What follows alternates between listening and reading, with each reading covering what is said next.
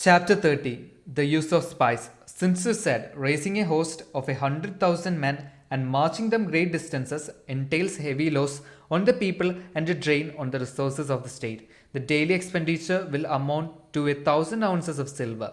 There will be commotion at home and abroad, and men will drop down exhausted on the highways. As many as 700,000 families will be impeded in their labor. Hostile armies may face each other for years, striving for the victory which is decided in a single day. This being so, to remain in ignorance of the enemy's condition simply because one grudges the outlay of 100 ounces of silver in honors and emoluments is the height of inhumanity. One who acts thus is no leader of men, no present help to his sovereign, no master of victory. Thus, what enables the wise sovereign and the good general to strike and conquer and achieve things beyond the reach of ordinary men is foreknowledge. Now, this foreknowledge cannot be elicited from spirits. It cannot be obtained inductively from experience, nor by any deductive calculation. Knowledge of the enemy's dispositions can only be obtained from other men. Hence, the use of spies, of whom there are 5 classes: local spies, inward spies, converted spies, doomed spies, surviving spies. When these 5 kinds of spy are all at work, none can discover the secret system. This is called divine manipulation of threads. It is the sovereign's most precious faculty. Having local spies means employing the services of the inhabitants of a district.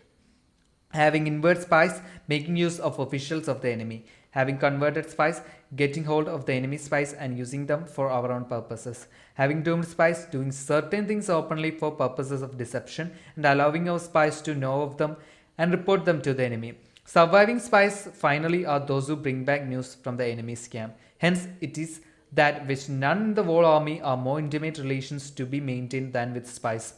None should be more liberally rewarded. In no other business should greater secrecy be preserved.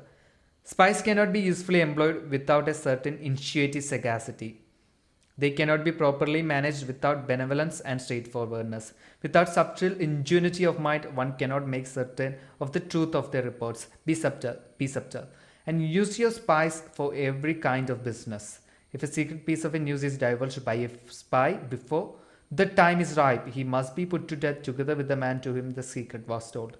Whether the object be to crush an army, to storm a city, or to assassinate an individual, it is always necessary to begin by finding out the names of the attendants, the aides, the camp and doorkeepers and sentries of the general in command. Our spies must be commissioned to ascertain this. The enemy spies who have come to spy on us must be sought out, tempted with bribes, led away and comfortably housed. Thus they will become converted spies and available for our service.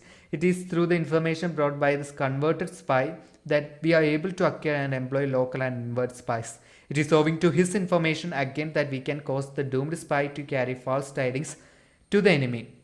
Lastly, it is by his information that the surviving spy can be used and appointed occasions.